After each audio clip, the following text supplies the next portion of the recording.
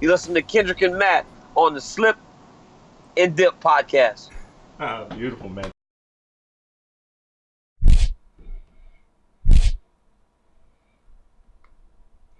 Woo! Episode 104, Slip and Dip podcast. Kendrick Johnson, Matthew Wells. We got an action-packed slate today. Your boy's Crunk.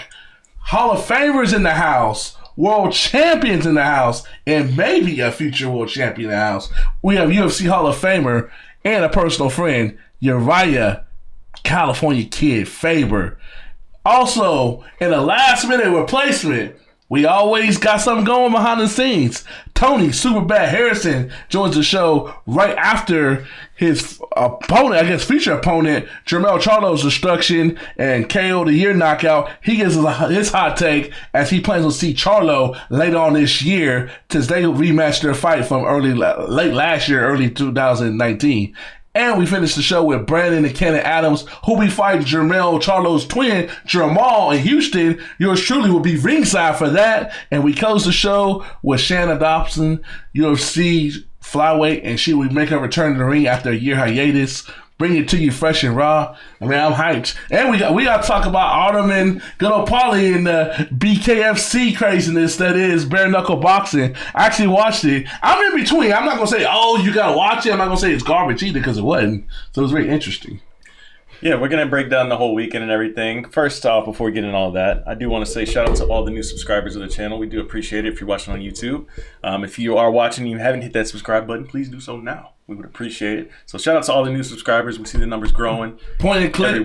every week, every day. So we do appreciate that. Yeah, we got, like Kendrick said, a hell of a show for you guys this week. Before we get into the weekend stuff that went down, I was busy doing some stuff for a good friend of the show, Mr. Stephen Wright.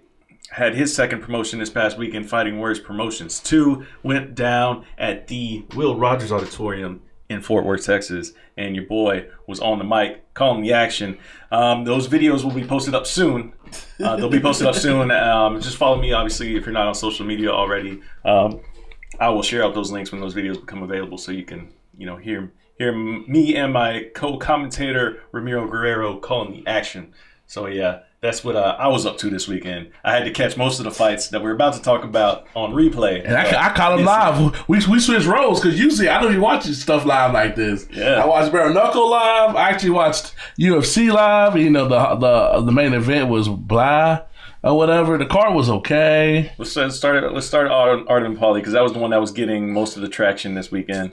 The fight didn't live up to the hype. It could have went either way. It's like Paulie trying to fight a technical fight without gloves.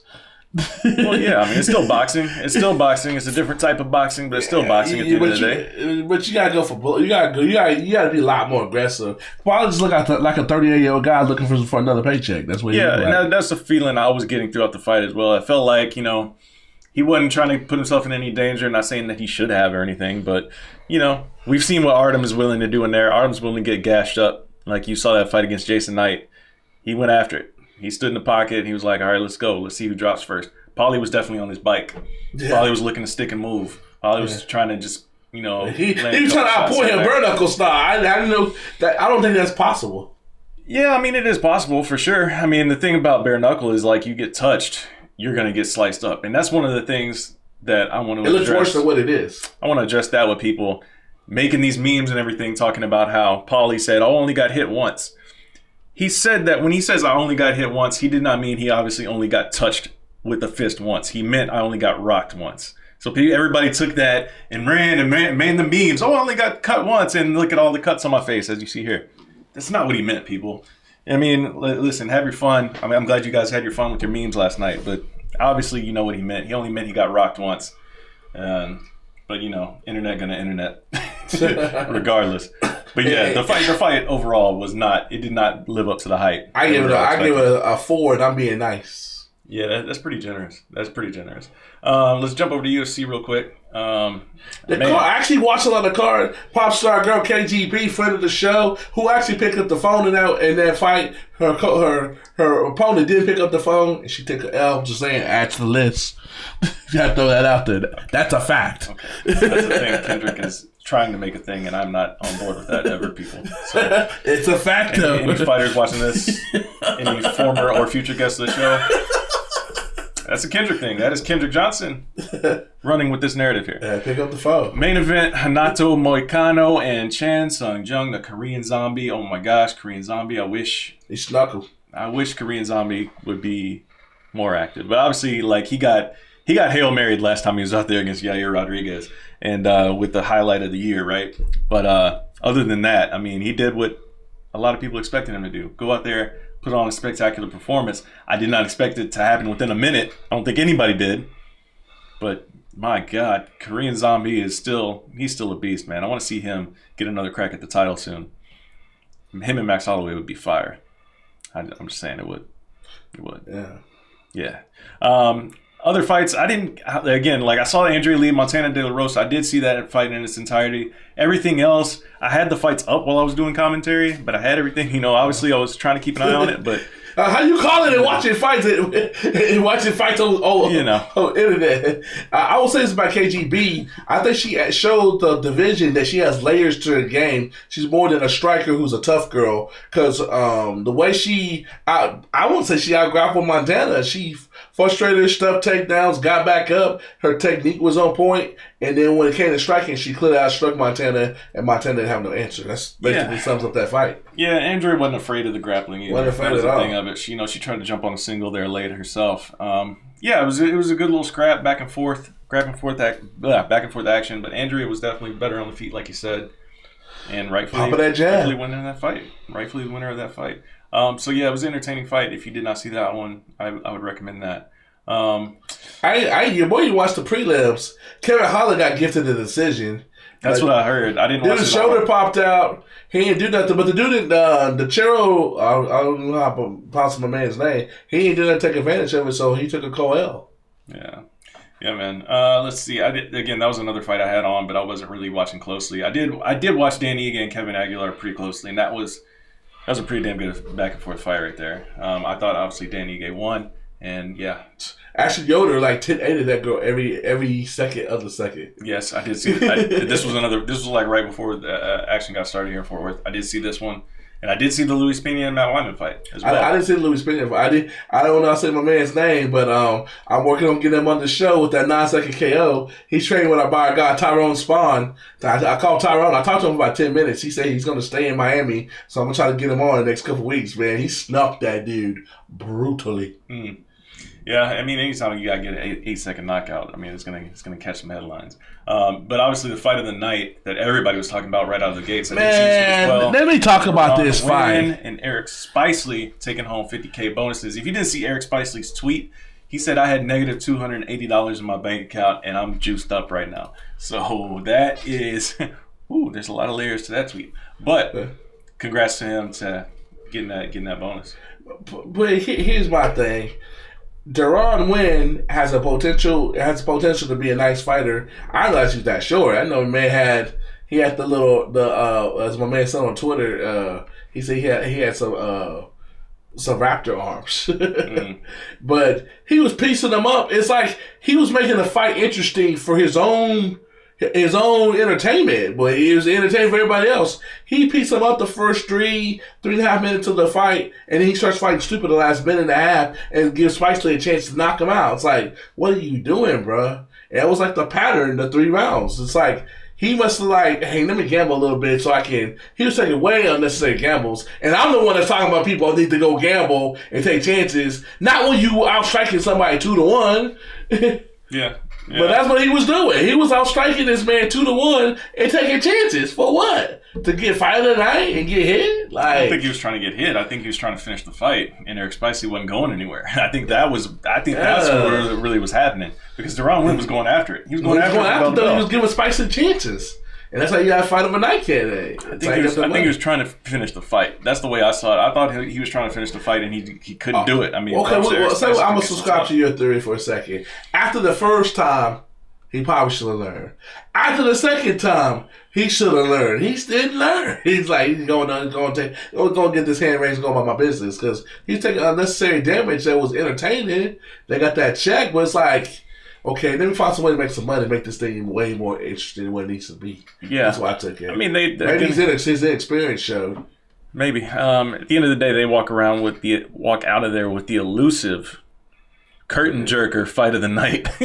Very rare indeed. Very rare to take that up. Yeah, I mean, it was entertaining for sure. Dana was doing like these weird selfie videos for the beginning of the night. You have to see this. If you have not seen this, you missed a great one. Yeah, it was weird. But I mean, yeah, it was a damn good fight. Yeah, UFC. Bellator also had a card, and we're not going to talk about Bellator because listen, Bellator, if you can't get your shit together in 2019 and clearly explain to people how you're going to be able to watch these fights, whether it be on tape delay or on 3 different platforms, and you can't tell us what order is which, and you can't see Gegard Mousasi fight over here, even though they're a main event, and the co-main event was the main event on this stream, and you guys, like, I'm not talking about your show. Sorry. Make it easier for fans to enjoy what you're putting on. Glad you came on my side. No, it's ridiculous, man. Like, there's only so many hoops you can jump through. Like, you got the app. Why is everything not on the app? Like, I don't understand. You have your own app, and then you got DAZN, and you can't figure out. It makes so much sense that it don't make sense. Why are you putting us through all these hoops, man? We're not freaking gymnasts. We're fight fans. We want to see what happens. So therefore, I don't give a damn what happened on Bellator this weekend. Maybe next time I will care. Maybe next time I will comment more. I hope everybody got out of there safely. I'll say that. But yeah. Let's head on into the show, man. Episode 104, 4 guests. Fire!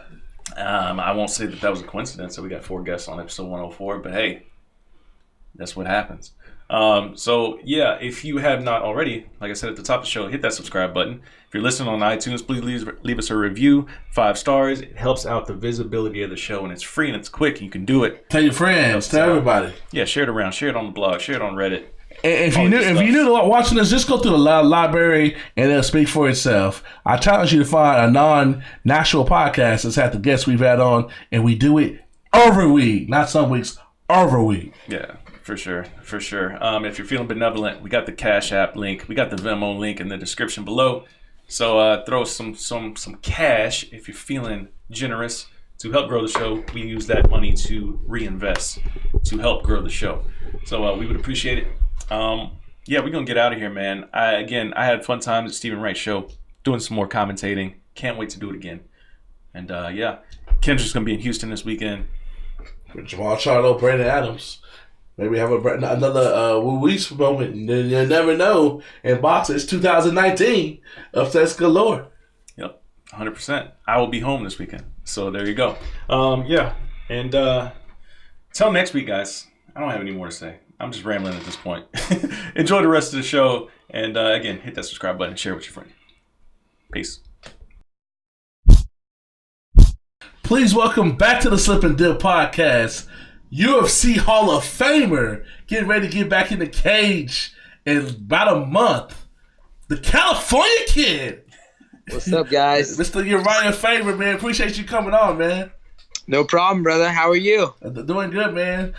Inside your story, Urijah was the first UFC star that let me talk to him and kind of got your boy into the game. I was just like, man, no brother. He's like, what's up, man? I'll holler at you. That's right, brother. Good people. Good people attract good people. That right? So give some insight to what's going on in your world besides fighting. You turned 40. You had a kid. You had a monumental 2019 for sure.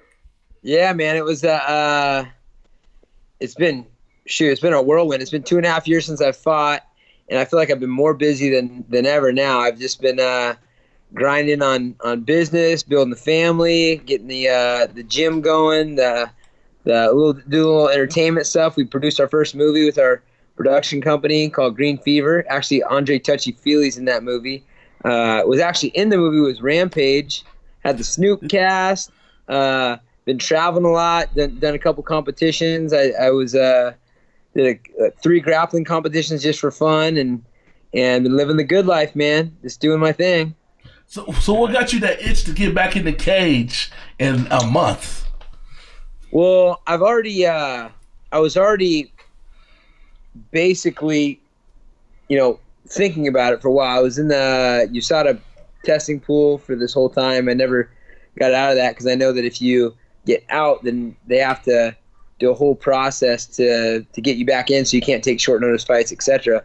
And so I always kind of had an inkling that I might want to jump in, but I had a lot of things I wanted to handle outside before I even thought about it. I mean, that's one of the reasons why I stopped fighting, was just because I felt like it. I mean, I still felt like I was top of the game. I just had a lot of focus in other places, some things I really wanted to do, like starting a family, of course, and just needed a break, and felt like it was a good time, and not 100% planning on coming back, but thinking, there's still a chance that I might step back in there, and it kind of passed the torch on a number of occasions to the next generation. But for the most part, I just felt like I wanted to stop, and right now I feel like I want to start.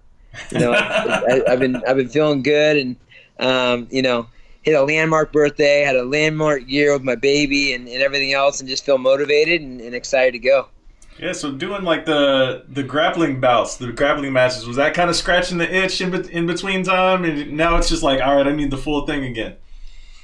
Yeah, and I mean, I'm always in the gym, so I'm helping to mentor the guys. I mean, I really only teach one practice a week on Mondays, but I'm there every day in the morning. Like my whole morning from 7:45 to like 11:30 is dedicated to the team, and then I do my own thing after that, and then I'll do a couple days of jiu-jitsu at night.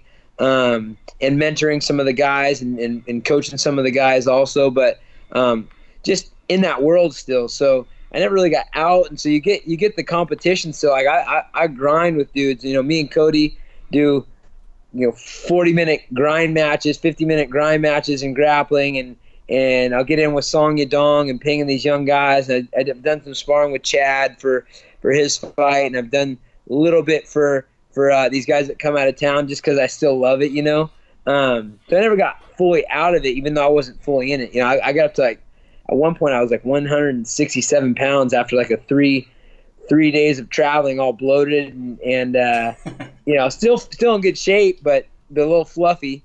But this has been fun, man. Just having a little itch. I mean, it's an interesting time with the division. A lot of things are moving and shaking, and just. The fight in Sacramento, I was kind of thinking of it before then, but just decided, hey, let's get in there and mix it up, because if I wait much longer, it's definitely not going to happen. You don't want to, wait past. I barely turned 40 years old. I'm like, okay, let's get this one in here before it's too late. You gonna be Randy Couture? Is this a one-off thing?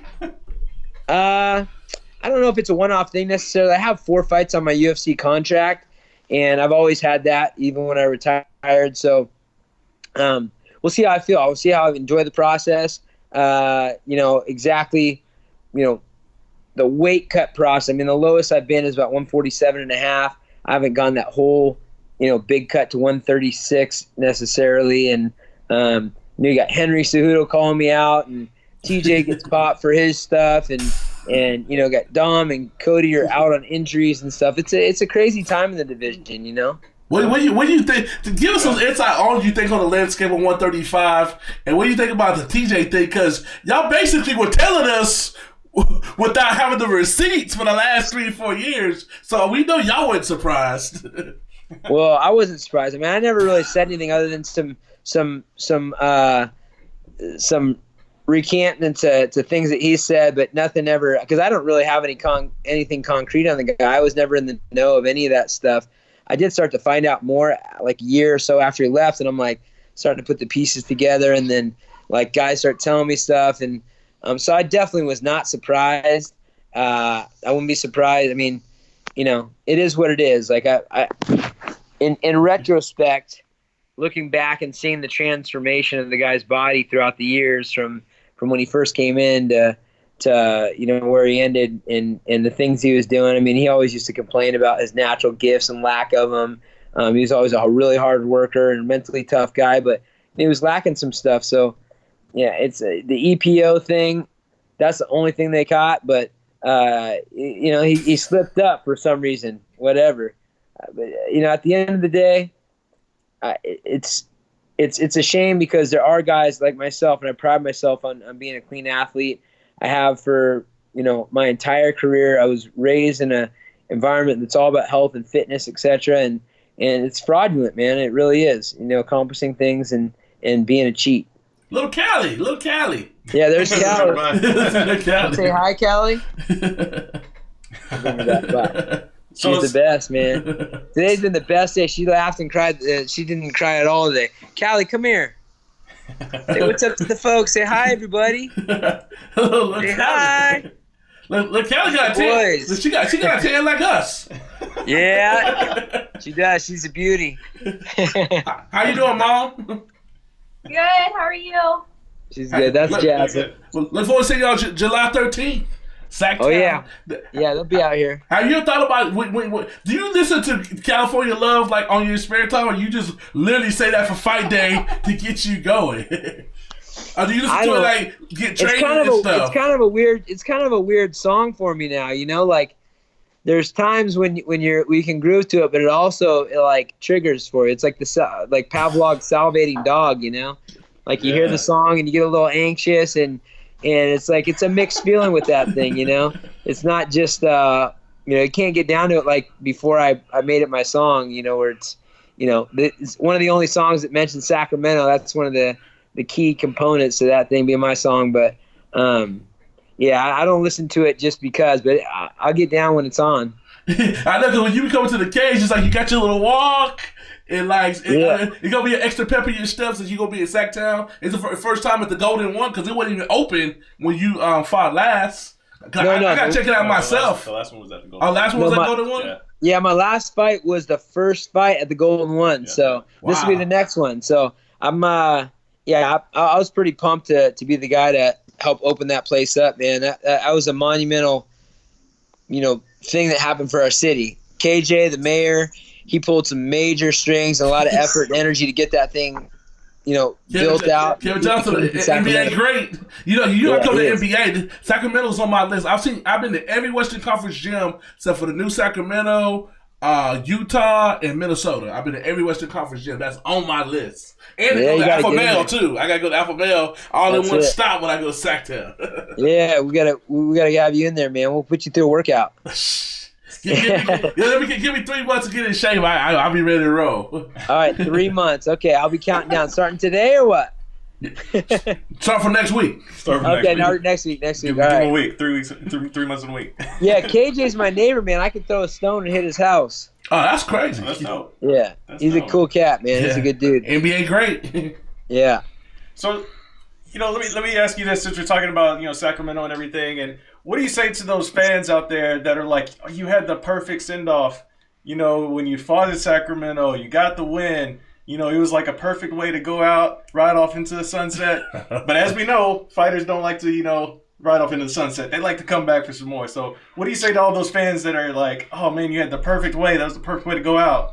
And now, I mean, I appreciate it, but I didn't do the last fight to be the perfect way to go out. I mean, I stopped because I wanted to. And it wasn't like it was the worst year for me. It wasn't the best year. It wasn't like I was riding off as the world champion or anything. I had lost the fight for the world championship that year to Dominic Cruz. And I had kind of a lackluster performance against Frankie Saenz. And I had a good performance, my last one against, One Punch Pickett. So, I mean, I get that. It's cool, but that's not the reason I was doing it. I do it because I want to. And I do whatever I want. That's what I do. You know what I mean? And I appreciate the folks that are along for the ride and love it. But at the end of the day, this is an interesting sport, man. It's a sport where the rankings really don't matter.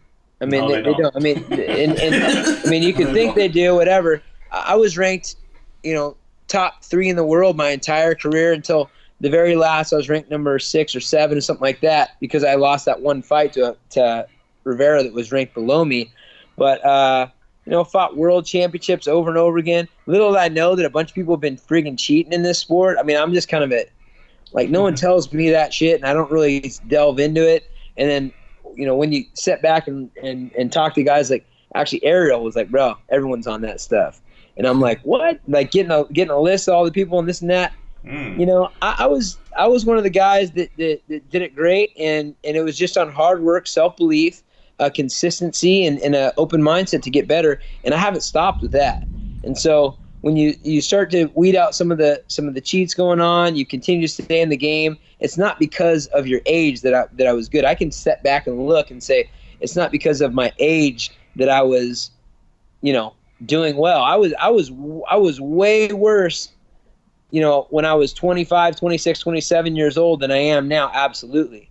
Now it's the give and take. You may be a little bit slower, maybe a little bit bigger now. I don't know. I'm pretty fast still, but it's a give and take. But the ingredients are there, and I love it. That's the most important thing. Do you have more respect for somebody? I know you're not a friend of Dom, but the fact that he's been y'all one of the clean people despite y'all rivalry, do you have more respect for him that he's not one of those people that's been on the cheater list? Yeah, I mean, I respect anybody that's really truly not doing this stuff. And I've never done anything my whole life. I've never done, in junior high, high school, college, off season, on season, anything. I've never messed with it. So I don't know how many people can say that necessarily. But I actually like Dom, man. Dom's not a bad guy. We've had our differences throughout the years, and we've had a rivalry that was real. But he's okay. I mean, he can be a little irritating at times and thinks he knows everything. But other than that, I got a lot of respect for the guy. We fought each other so many times. I can appreciate what he's made of. That's dope. I have a kind of a conspiracy theory, so to speak, on this whole drug testing thing and, with TJ and everything like that. So, I mean, you can confirm or deny this flat out for me if you could. So, did the whole, TJ, because we know Cody talked about at the press conference when he was like, oh, you showed everybody at Alpha Male how to do, EPO and all that kind of stuff or whatever. Did that whole thing with TJ cheating behind the scenes, did that have any kind of underlying reason that there was a turmoil at the gym and had anything to do with him leaving Team Alpha Male? I mean, I know he got the Muscle Farm endorsement as well, but was that also kind of an underlying thing? I have no clue. I mean, I was never, if there was any ever conversation of him trying to show people how to do it, they never included me, man. I'm like, I'm like the principal, bro. I'd be like, he said, I'm the principal, bro. So do you think honestly, Dwayne knew too? Because I found it highly suspect that he didn't know. You mean, was it bang Muay Thai? Take an alpha male fighter and stuff him full of drugs? Yeah. Wow. No, I have no idea if Bang knew. I mean, him and TJ are pretty close, but I wouldn't say, I can't say either way whether he knew or not. Okay. He was a coach of mine too, and he never approached me about doing any of that kind of stuff. TJ is a pretty diabolical dude. He was hanging out with this kid named Logan Louder, who I never knew who the guy was or anything. I thought it was his, BMX buddy, but he was actually a cyclist. And they were always hanging out together, and that was way back in the day. And turns out that guy was on Tour de France and everything else. And he hung out with Lance Armstrong there. I don't know what his deal was, but they're buddies. And then once TJ left, that guy started getting weird. He was like, I can't get a hold of TJ. He's not returning my calls and this and that. And as far as TJ leaving, I swear it was me, my buddy Phil Belante, and Chad Mendez, and TJ, we're all out to lunch. Sometimes we go out to eat lunch and whatnot. And TJ has this pathological thing where he's said it so many times that he's convinced that I've kicked him off the team and everything else. I mean, that's a pathological lie, dude. He sat us down and said he's going to be getting paid, I think it was $3,000 or $4,000, and they're going to rent him a house for Muscle Farm to be on their new team. And then Dwayne sent me a message, hey, I'm not the one, because he was cross-training with Dwayne for a year plus during that time. I don't care. I got my guys train at CSA. I got, my guys can train wherever they want. I don't care. And TJ said he was going to get paid, and he said he was no longer going to represent our team. He was going to be representing Muscle Farm. He's going to do all his camps there and everything else. But he still had a house in Sacramento. Wanted to come in and cross train. I'm like, bro, if you're not going to be on our team, you can't have our champion be bought off and then come back and come in and try to beat the guys up and be here every once in a while, this and that. But he just got paid to go. That's it. It had nothing to do with drugs or anything else. He got bought off. And when that Muscle Farm thing went down, he moved to LA. wasn't with Dwayne. He's not even in Colorado. He moved to L.A. Wow. So because Muscle Farm moved there. Not to keep being a Debbie Downer, but since we all people leaving, give us some insight to our girl Cynthia Calvillo leaving, because you and Buckholz were high on her before she even made it. Y'all were telling me how high she was, so I know you had a personal connection with her. And what's the real story with Buckholz? I wish I knew the real story of Buckholz, man. The guys, I don't like to. I've known the guy a long time. I don't want to get into his personal life or whatever, but he had some opportunities and just kind of squandered them. It's unfortunate. Relationships as a coach, relationships wise, you got to be there for your guys. And like he was getting in like fight weeks, having confrontations with important guys in the team during their most important week. He is having up and down moments here and there. And then he eventually took off for 8 weeks, didn't tell us all when he was leaving, didn't tell us when he was coming back, took a fight, this and that. Then he came back, and it was shortly after that where he just like kind of had like a meltdown and left. So then, and then Cynthia, she was around, been around with us this whole time, but he's slowly been trying to pull at her, I think. She had a sit down talk with me and said that she's got some personal stuff going on, and I don't really want to get into her business necessarily, but a lot of relationship stuff that is none of my business and maybe for her to talk about, and that she's appreciative of everything with the team. And I loved having Cynthia there. She was there with us before, like when she was an amateur. She was worked hard, did her thing. And I think probably has a little pull from Buckholz. When a guy like that, he wants to make a name for himself really bad. Like when he started coaching, he hired himself a full-time camera crew, follow him around. He started this fight series where it's all about him and this and that. And then meanwhile, he's having tiffs with fighters during their fight week.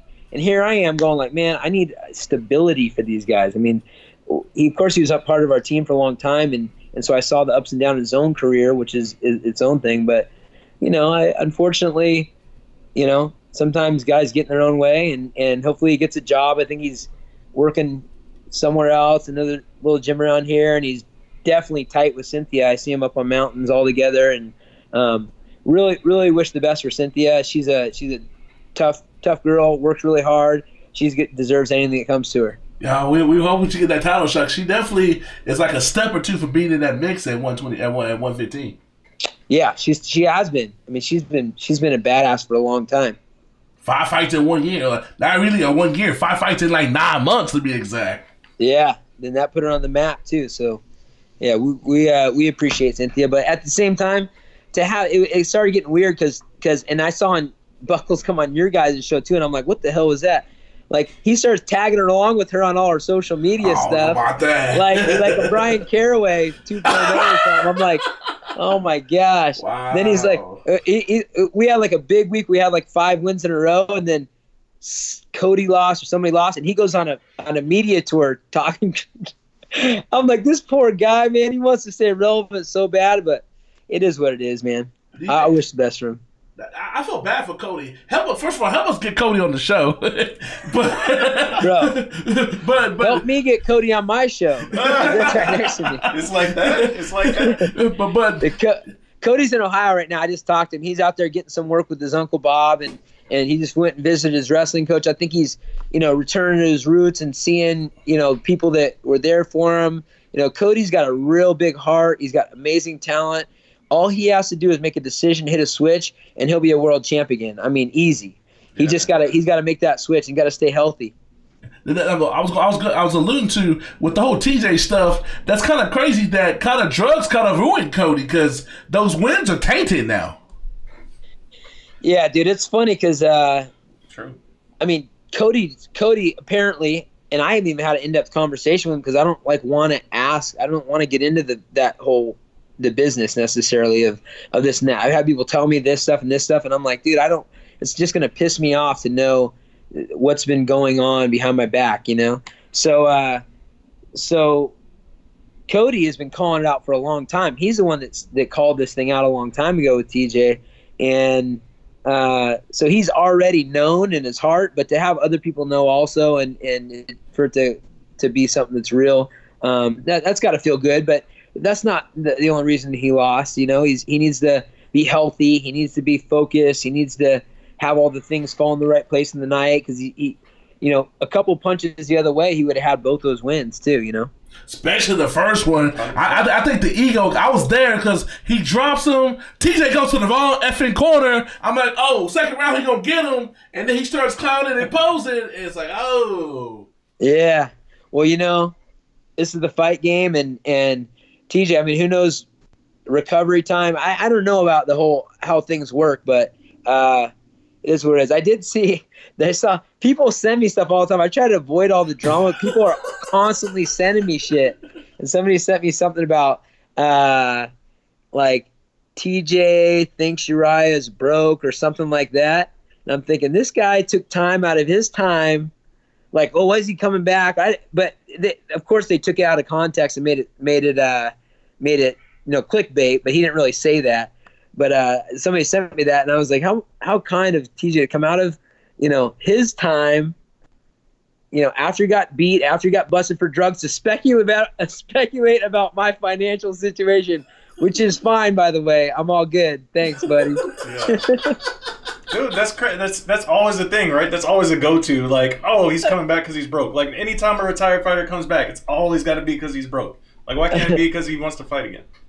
Oh, man. Well, I don't know about that. I mean, I know Anderson Silva, that guy's been making money for a long time. He loves to fight, you know, Chuck and all these guys. But at the end of the day, I just thought it was funny because, how the headlines they do, like, always it's whoever does the clickbait stuff, they know what they're doing. So, and then I was like, I watched the actual interview, and I was like, oh, he didn't really say that, but it is what it is.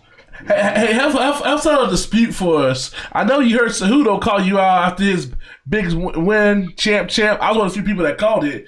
And he calls you out, he calls Dom out, he calls Cody out. If he were to fight all y'all and somehow win, would he be the best 135er of all time? I think so. I mean, damn. My co-host here is like, you gotta put in context, catching people in their careers, people after losses and all that. But at the end of the day, we keep resumes for a reason. It doesn't have an asterisk when they catch you. Like, for instance, if this guy beats you, they're not gonna say, well, Urijah was in his 40s. They're gonna be like, he beat Hall of Famer Urijah Faber in his next fight. I disagree. Here's the thing about Henry Cejudo. Gold medal, youngest guy to do it ever.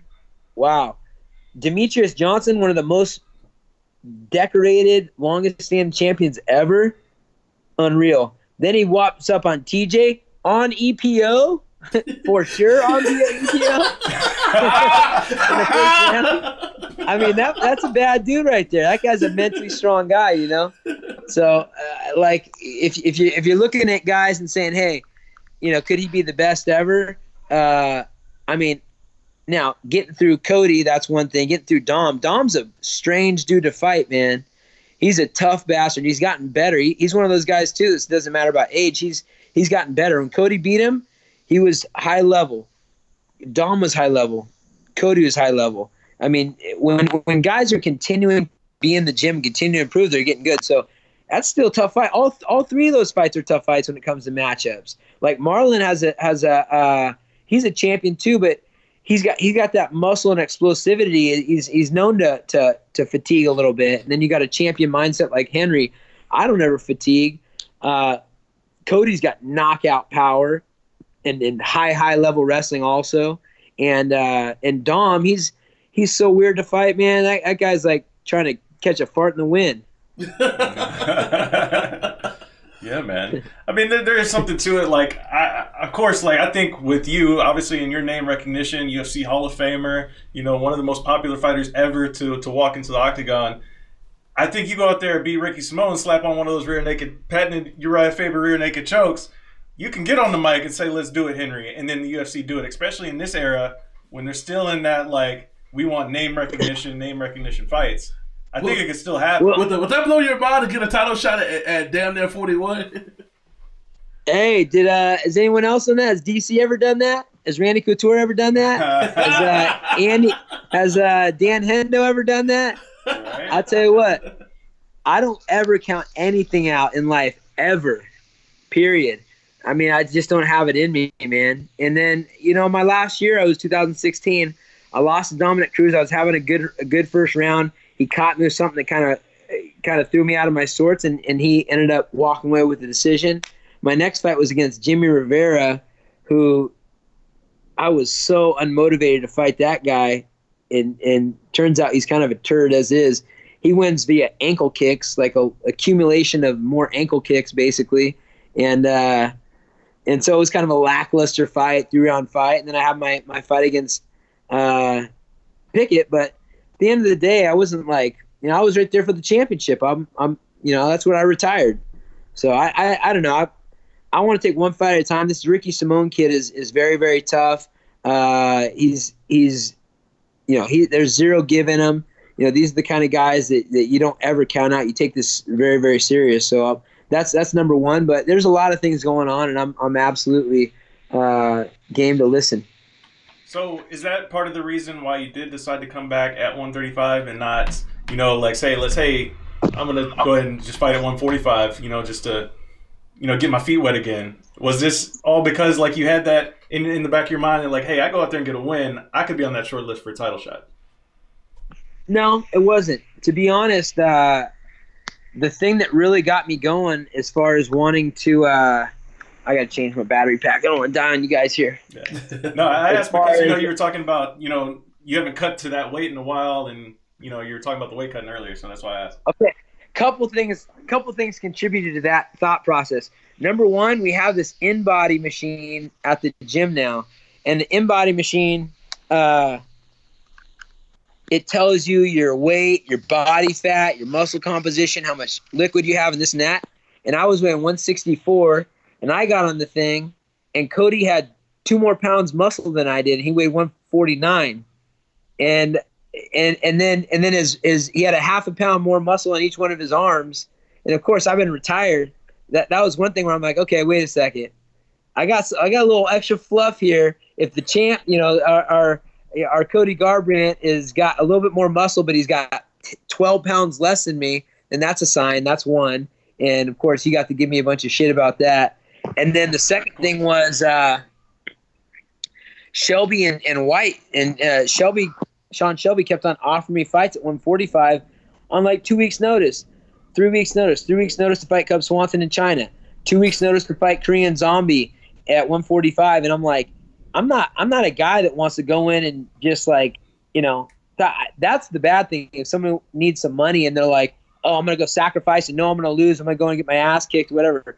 Fuck all that, dude. I'm like, okay, I'm not taking a short notice fight on Korean Zombie because fluffy, with Cody Garbrandt having 2 more pounds of muscle on me, 12 pounds lighter than me, and on 2 weeks notice, and same thing with the Cub Swanson. So it just made me start thinking, okay, get yourself in shape, start watching yourself, because they kept on offering me fights, and then I decided to take that grappling match just for fun, and made sure that I had a weight to hit. It was 145. I ended up giving the kid an extra 5 pounds because he was growing and felt like he needed to grow and everything. I'm like, all right. So we did it 150, and then I started training, and I was like, all right, let's go, man. It's go time. So it was more of 35s was more of Cody making fun of me, and then 45, and then taking the fight was they were offering me fights anyways, and I'm like,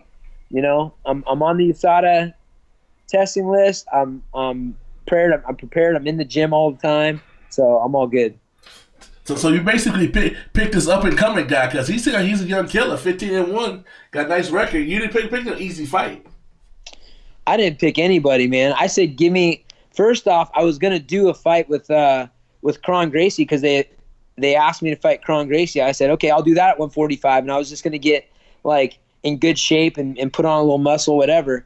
And so I said yes to that fight, and that didn't happen as the main event here in Sacramento. And then they had offered me Cub Swanson before. I said, what about Cub Swanson? And they said, he's on a losing streak right now, and I won't do anything for either division and this and that. And I'm like, all right, well, who you got? And I'm like, give me a name, whatever. But Cruz is out. Cody's on my team. TJ's popped for finally being a cheater. You like that? That cracks you up, bro. I'm just saying that's what happened. And then and then Henry calls me out. So it's like, but he just fought and he's got shoulder surgery. So, I mean, I'm like, yeah, give me a name. And they're like, what name are you talking about? What name? So this throughout Ricky Simone, and I was like, watched him. I'm like, this guy's a beast. I'll fight a beast all day. Yeah, man. And I mean, we know Urijah Faber. Like, you're not scared to fight anybody. So it's like listen to the swag in your voice. He chilling in Sacktown with the swag on a 15. That's it, brother. Always. So you think this new fatherhood, like we've seen a resurgence out of Cowboy Cerrone? Like I like to call him Papa Cerrone now. So we're gonna see Papa Faber go out there locking these rear naked chokes like he used to. I've never had a problem with motivation, but I'll tell you, having this little baby girl is, I mean, that's at another level. Just someone you're responsible for, stacking some cash for the baby girl, continuing the legacy, having her present during a fight camp, and just coming home to see her every day, and wanting to have some more kids. Getting a little taste of it, and be like, all right, maybe I'm not done right now. I've got some little pep in my step. So it's definitely motivation, and it's been fun being a dad and being trained, and it's a different type of environment, which is, like I said, I've never had trouble getting motivated, but this is on a different level. Have you thought about your introduction when Bruce Buffer adds Hall of Famer to you for being a former WEC champ? Have you thought that out? 'Cause I know you're a very detail oriented guy. Have you thought about that when you have your visualization and stuff going on for July 13th? I have not, but I will now. Thank you. I'll think of that too. That's pretty cool. I never thought about that. Yeah, man. All the accolades. Awesome. All the accolades. Still one of the coolest. Sometimes if I can't catch you and I'm with somebody and they're a big fan, I'm like, yeah, I'm friend. I kick it with favors sometimes. They're like, no, really? And I play your voice there for them. That's like they think it's the coolest shit ever. That's a good voice, man. That's original right there. Oh, that's very good. Yeah, that's Joe. That's from 2007, maybe. I guess that's original. Oh yeah, big time. So how long you guys been doing this show now? This episode 104. We try to get you on episode 100, but you're busy signing contracts to get in the octagon, so we give you a pass. We're about 2 years in, I think. We're about 2 years, I think. Well, you know what happened, man? That whole thing with TJ went down. Yeah, it did. Everyone and their mom was hitting me up, and I just went silent on everybody. I'm like, I don't want to be the guy that jumps out. Like, I didn't post anything about it. I didn't do anything because I'm like, dude, that's all that people want to do is they're gonna like come to me to talk some shit or get some this and that. And I'm like, dude, I'm just gonna go silent for a little bit, like let it all blow over. Because at the end of the day, man, it's not my business. Although I'm not happy about the fact that there's a lot of cheaters in here, and it taints, what's been accomplished. Absolutely. But I don't want to be the first one here being like, oh, dude, talking much crap. But I just went silent for a bit, man. I was getting hit up by everybody. Yeah. It was like a little much. Yeah, I figured something like that because we had a personal powwow like a week before that happened. Remember that? Yeah. So I was like, man. So now I didn't take it personal. But while I'm thinking about that, have you thought about seeing TJ in the cage if he's around a year and a half later? And is that a fight that you want before you retire with all the history? I mean, it'd be a good storyline. Absolutely. I mean, if you throw in all the different storylines, sure. My question is, because Henry said that he would never fight the guy because he's been cheating, and TJ's been trying to do his PR, political thing, going around, almost getting coached through by buddy Chael there, like, hey, what do you think about this, this and that, and I don't know. We have to see, man. I'll talk to Dana, see how I feel after this first fight, and I'll be 41 and a half at that time, and he'll be clean, so he'll be back to like when he was, a struggling kid, maybe. Doubt that, but yeah, we'll have to see, man. Well, you're right, man. I'm excited to see you get back into action. July 13th against Ricky Simone, man. Thanks for coming back on the Slip and Dip podcast, man. Always giving us some great stuff. And when you ball, you get the call. So when you get that hand raised, we're going to get you back on here a couple weeks afterwards, right? I'm going to hit your girl, Miss Candy, going to take care of us. Yeah, talk to Candy, man. I'm the master of double booking myself and then forgetting, bro. It's crazy, man. It's crazy. But I'll talk to you guys later, man. I appreciate the time. Absolutely. Please welcome to Slip and Dip podcast. Welcome to Slip and Dip debut. IBF Federation light middleweight champion, Mr. Tony Superbad Harrison. What do you think after seeing the fight you're supposed to be in and seeing what Jermell did to the guy? He just I can't. My man got beat. I mean, I think he did what he was supposed to do. Like I said, for a late replacement, he did what he was supposed to do. But not only for his fans he did it, but for my fans, my family, and my people that bought tickets that couldn't get refunds. At the end of the day, at least they got a chance to see a show. That's all people want to see is a knockout anyway. But that shit would have been totally different if I was in the ring. But my family that couldn't buy a ticket, that don't really understand the sport. With or without me in there, and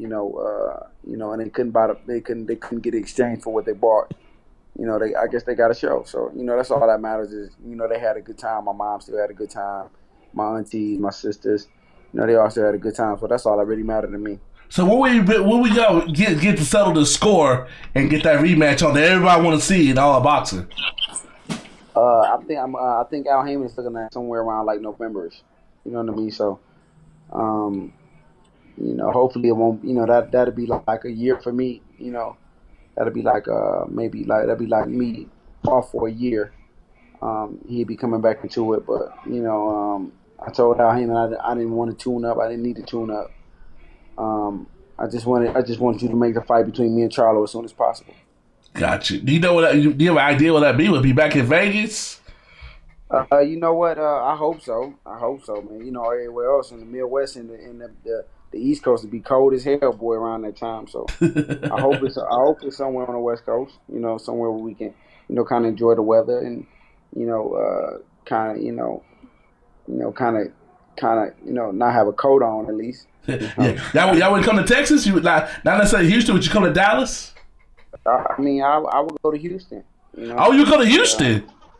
I come to Houston. I mean, it's like I said, for me, I love hostile environments. It's nothing makes me happier than being in a hostile environment and coming out successful. So for me, I fight in Houston. The numbers is right. I fight in Houston.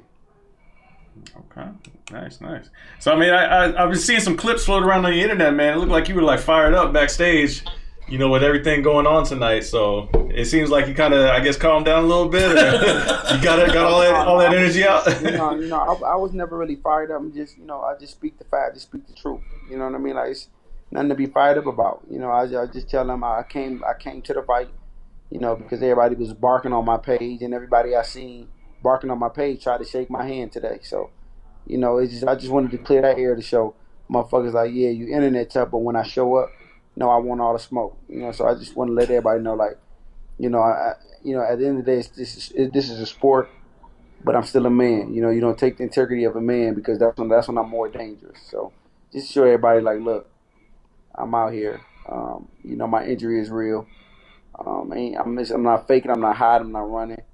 If you think I'm running or I'm hiding, I pull it up. I pull it up on them. So I'm just showing everybody, like, look, this is what it is. I'm a real champ. I'm the real champ. I'm always gonna be the real champ. I'm gonna stay the real champ until you come take it, which you're not gonna do. I always say the real champ. So when Cotto was laid out, all meaned up with gloves double faced up, what did he say? Was he talking? Were you on that side by his brother and them? I know he dapped up his brother. Did he say something to you? No, I didn't see him. I don't even think he saw me. So I don't think he saw me or I saw him. I think he was just, he hyped up in general. Like I said, for him, I think for him, he answered his own questions and hyped his own self up. So, he wanted to show the world, like, yeah, I told you if this was Tony, this is what would have happened, and I'm back. So he kind of answered his own questions because he had doubts in himself. You know what I mean? So he kind of just hyped his own self up. Like, yeah, I did it. I told you. I told Tony if he better be lucky he pulled out of the fight. But I seen nothing different, man. I seen nothing different in the fighter today than I saw 3 years ago. Not even before I fought him, from 3 years ago. So, I think his trainer's a hell of a trainer, though, man. I love Derrick James. So, I'm just ready to get back in the ring. I'm ready to settle the score. The bad blood. I'm ready to end all that shit. I'm ready for the smoke. Period. Do you think he overlooked you the first time? No, it's hard to overlook me. I just think I'm better than I'm more skilled. I'm top of the line when it comes to skill. You know what I'm saying? Like, I'm not there for you to set up all the shit you trying to set up. Hit me with all them winging ass, wide ass shots you hitting everybody else with. I mean, that's just not me. That's not who you fighting. You know what I'm saying? So I just think like textbook to textbook, I'm just the guy that's gonna beat him every time. So how do you respond to the statement that he made in the ring? I'm a much better fighter, and he's lucky he didn't accept the fight with me this time. How much sense did that make when I accepted the fight? You see what I'm saying? Like, I heard niggas just blowing smoke because I accepted the fight. You know, like I've trained a month and a half before I got injured, so I accepted the fight. You know what I mean? So, like I said, in the sport of boxing, us warriors, man, we go through shit, man. We take our body through hell and back. So, for sure, if I would have took the fight tonight and I wasn't 100%, I would have lost, and I would have told everybody that I hurt my ankle afterwards. Nobody would have gave a fuck. You know what I mean? So I'd rather you be mad at me for pulling out of the fight than disowning me for taking the fight, saying I made an excuse not to, and I didn't win the fight. You know what I mean? Yeah. Hey, you got that strap, man. You got our respect, man. And we like because you keep it 100. Every time I see you on the interview, my man Harrison be keeping it 100. All the time, man. And it ain't even about the strap to me. Fuck the strap, man. I do this shit for glory and pride, man. I pride myself on being the best. You know what I'm saying? Like, it can only be one king, man. I tell everybody it can only be one king. You know what I mean? Right now it's me and J-Rock. And we got two guys in the hunt to be the kings, and that's Charlo and that's her. You know what I mean? So both of us got rematches. If we win, I promise you we won't prolong this fight like Charlo and her did. I promise you, we going right into it, unifying, making a lot of money for probably the most anticipated skillful fight, chess match, and we see who come out victorious with that. Here's a two-part question. Do you think it bothers him that you ain't fazed by the Lions only and all that? Because I know at the press conference, it seemed like you get into his head, and you brought up Jared Hurd. Do you have to fight him again to avenge that loss? What's the question? Do you have to? Do you think you're getting in Charlo's head because you're not scared of that Lions only and all? You know how they be doing especially when he gets with his twin. And then do you have to avenge that Jared Hurd loss to get your career the way you want to? Do you have to see him again? You know what? At this point, I always told myself I wanted to avenge the loss of Jared Hurd, but now he needs me and I don't need him. You know what I mean? So now it's one of those things where when he did have the belts, he was winning. I swear to God, I was on his Instagram like, bro, just give me the fight again. Give me the fight. And that's my boy. So I'm like, give me the fight again. Give me the fight again. But, he was looking past me. And not even looking past me. He just wasn't looking forward to me no more. You know what I mean? But I wouldn't be looking forward to nobody. I was down 6 rounds, 7 rounds to zip either, though. You know what I mean? So now he needs me, though. Now it's the thing where I don't need him. Even though I lost to him, I don't need him. He needs this belt to be significant again.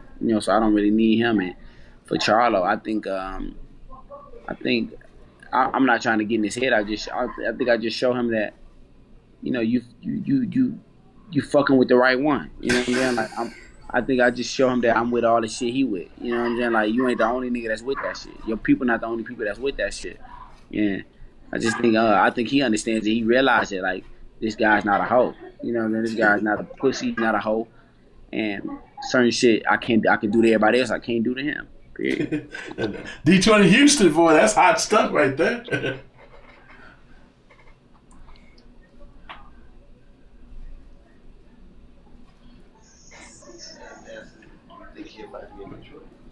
Yeah, right. Do you? I mean, the question is, do you think he'll fight me in Detroit? I fight him in Houston. Would you think he'll fight me in Detroit? That's the question. Yeah. That's the question you should be asking him. You see what I'm saying? Like the mentalities is different. You could tell by that answer. Like, you know what I mean? Before you even put this out, just ask him that question. Would you fight Tony in Detroit? And you'll see the mentality is different. Like my mentality, I fight the motherfucker in the bathroom. You know what I'm saying? We don't need a clock. We don't need no judges. Just lock the door and you see who come out the motherfucker. Shit, man. Just lock the door. Me and him, and you see who come out. I actually see him next weekend. I'm going to Jamal's fight down in Houston, so I actually see him. Although I know he'll be there, I'll see him down there next weekend for sure. I thought I was in there. Ask him would he fight me in Detroit. Period. Yeah, I guess that's a good way to prove like what's really real, right? Did you fight tonight? Cause look, it sounds like you fought tonight. Did you fight tonight? It sounds like you fought tonight. No, man. I'm just chilling, man. I'm enjoying the weather, man. I'm enjoying the time with my people. You know, every day I can spend with my people, man, is a blessing to me. You know what I mean? So it just so happened to be fighting is what's bringing us together. You know, it's what's bringing everybody, my family together. You know, from all around. You know, whether from Detroit or wherever they from. You know, these big fights like this brings us together, and that's all that matters to me, man. I'm enjoying my people, enjoying my family, and you know, and we having a good time. We having a good time with all the negativity and positivity. And before we let you go, give some insight to you. People don't see this side, Tony Harrison. We see you almost like a G 24/7 throwing out them one-liners. We don't see this side. So give our listeners some insight to Tony Harrison, the man that we don't see outside the ring. I mean, I'm just a solid guy, man. I'm just, you know, I'm super solid, man. Everything you gonna get from me is real. I won't tell you the shit is black if it's green. I won't tell you it stank if it smell good. You know what I'm saying? Like I'm just super solid, man. I'm just, you know, don't ask me the real if you can't stand the truth. You know what I mean? And that's just who I am. I'm the walking book of real. You know what I'm saying? I'm raised around all the right guys and all the right people that's doing all the wrong things. But that right there just lets me know how solid I got to be all the way around. So, you know, I'm just a solid guy, man, and I tolerate no disrespect, man, and I love the sport of boxing. You know, some of the shit is getting out of hand. What's going on? But like what? Elaborate on that. What's getting out of hand? Huh? What's getting out of hand? Like just people trying to sell fights. You know what I'm saying? Like selling fights to get you fucked up. You know what I'm saying? Like, you know what I'm saying? Like, no, that ain't how we play. You know what I'm saying? Like, you know what I'm saying? It's cool. Like the fight is gonna be the fight, but you know, don't overdo it. You know what I'm saying? Like, you know what I'm saying? Because that ain't how I play, bro. Like I love the smell of napalm. You know what I'm saying? So I'm all like I said, I'm all with the smoke, man. So this is me, the real G, straight from Detroit. You know, suit and tie with the Gators, with the slick back Gator, hard toe Gators. So it's me, man. It is, man. Tony Harrison coming in with some flames, but keeping it real with us. So we appreciate it, man. Thanks for coming on and laying it down for us, man. I'll be in touch with you, man. Appreciate you coming on the fly, man. Greatly appreciate it, man. Man, you got my number, man. Hit me up anytime. All right. Please welcome to the Slip and Dip podcast, making his Slip and Dip debut. He'll be fighting Jamal Charlo in Houston, Texas, Saturday night. Mr. Brandon Adams, winner of the Contender. Do you still consider yourself a contender, or are you the real deal? Well, I'm a little bit of both. You know what I'm saying? I am the contender, whether it be the winner of the show, and I am the real deal because look where I'm at. Did you just see his brother do his thing? I know you're a boxing fan. Did you see Jermell just knock that dude out brutally? Nah. So you anti-Charlo. You shutting out all Charlos. No, man. There ain't no disrespect to them. It's just more so me being focused upon me.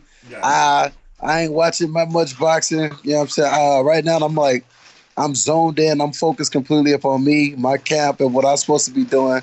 So shout out to the other brother. You know what I'm saying? For doing what he was supposed to do, but I'm very focused upon doing what I'm supposed to do. Does it bother you the fact that they bring you in to lose? It's his hometown fight. He's sitting there talking about fighting people like Canelo and them, and it's like nobody's even like looking. Like, it's looking up like you Brandon Ruiz. It's looking over you. It is what it is, man. I know regardless of how much attention that he's been giving me, or they feel they've been showing me. This coming Saturday, June 29th, I'll be in the ring with him.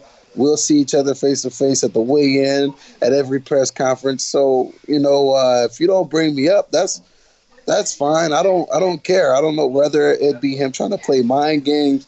I'm completely far way ahead of that. I'm focused. I'm not thinking about any of that. Like I said, man, I'm thinking about me harnessing my skills, becoming the best Brandon the Cannon Adams that you guys have seen yet, and that's pretty much where my focus is, man. Nowhere near up on the antics, just up on him. The antics.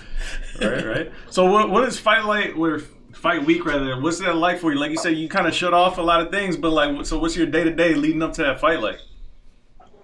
A lot of training and recovering. Really, make sure we stay in the gym. That's just me, really. I can't help it, man. I like to train.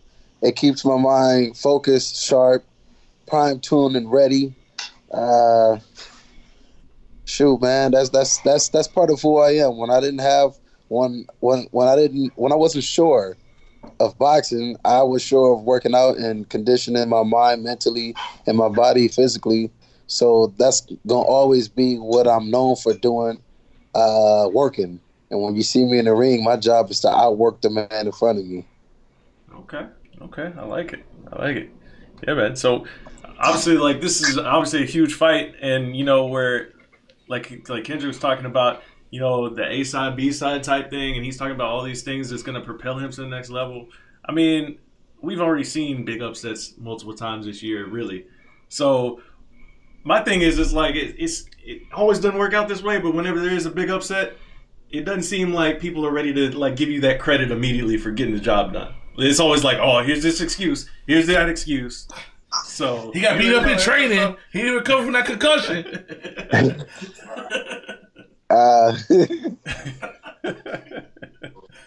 It is what it is, man. They call it an upset. I call it all my hard work is paying off. Let's come June 29th, once my hand is raised, regardless of what anybody say, they ain't going to be able to take away the W from me. And my proof will be that the interim title. So with all of that being said, man, I can't get caught up on what everybody else thinks. All my loved ones, everybody that's true to me, that's close to me, and then the real boxing heads, they'll pay attention. They'll catch notice of what, I'm trying to do in that ring, what I'm displaying. And then when I speak, I'll be speaking to the people, not just, the fighters. If I'm called a bum, then I'll be king of bums. You know what I'm saying? I'll be that dude. You know what I'm saying? Every time you think of a bum, think of me and be like, this bum cleans up, and this bum getting paid, and this bum is whooping ass. Yeah. Give some insight to your legendary trainer. How much has he been an influence to you? Dub Huntley has been one of the biggest male figures in my life. Period, point blank, man. It's funny because I don't really be listening or reading to the comments of what people say, but there was one that my wife had told me that pissed her off. It was what is somebody, I forget who said, they was like, damn, he got his grandpa as his trainer. I found that hilarious. I was buzzing up because he was wearing, because we both had on suits to the press conference because we meant business. You know what I'm saying? They said he was my grandpa. So shout out to whoever said it. They actually, you know what I'm saying, they made me laugh at that one. But, it is what it is, dude. That dude has brought me through so much, a whole lot. And then when I was in my darkest hours, dude, he was always there. I could always depend on him. If he never knew the answer, which I'm sure, the guy's almost 100 years old. If he didn't know the answer, he tried his best to search out for me, to just help lead me and guide me in the right direction. And now, I feel like that's my calling in this sport of boxing is to reach out and teach everybody the things that I went through and help people, just kind of motivate people, get people going. And the only way I could do that is prove it by being a world champion. make my voice louder.